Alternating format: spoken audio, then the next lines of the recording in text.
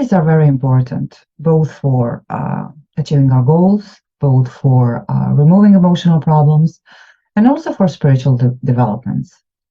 And many methods deal with negative states and emotions, but very few with identities from which those states emanate.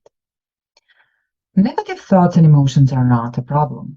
The problem arises when we identify with them.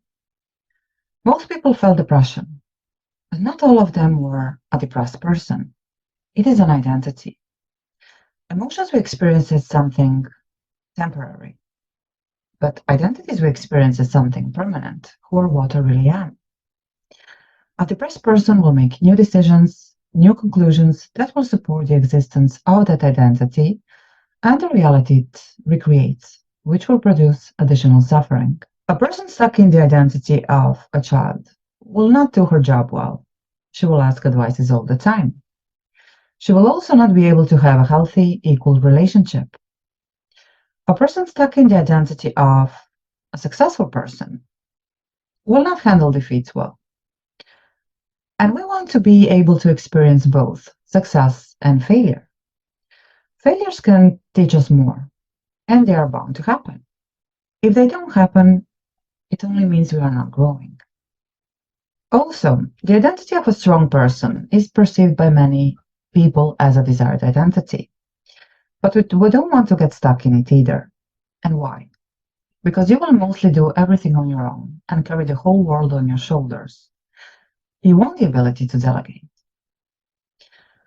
We can perceive identities as clothes we wear. We put them on for a certain occasion with a certain goal.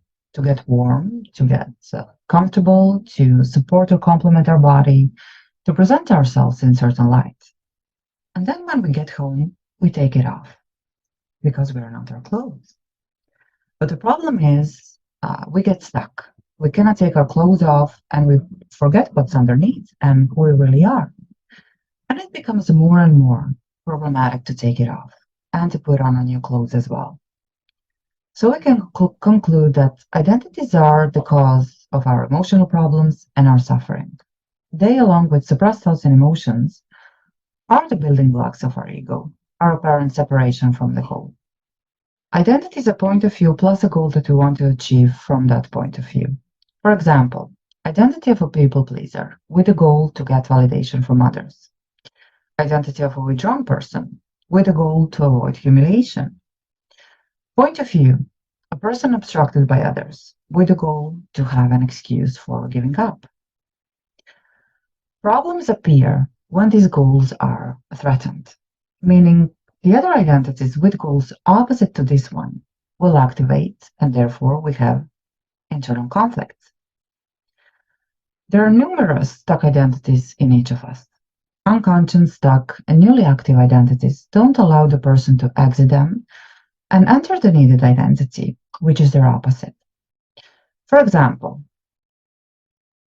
if a man who is stuck in unconscious identity of a withdrawn person with a goal to avoid humiliation makes a decision to approach an attractive woman, this identity will actively sabotage the man's effort to assume a new identity more suitable for meeting this woman. The possibility of rejection and humiliation upon approaching the woman is in direct opposition to the goal to avoid humiliation of the stuck identity of a withdrawn person. Stuck identities are activated when their goals are threatened. What do we want? We want freedom to assume any identity that we find appropriate in a certain situation. Someone might ask, why would I need the identity of a psychopath?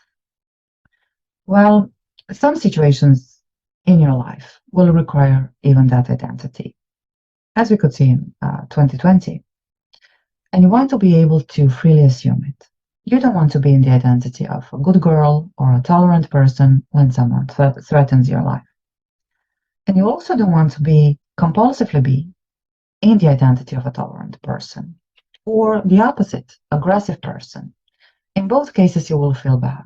You want to be able to freely assume the identity of a tolerant person or an aggressive person as per your own choice. Working with identities is very much relevant for addictions.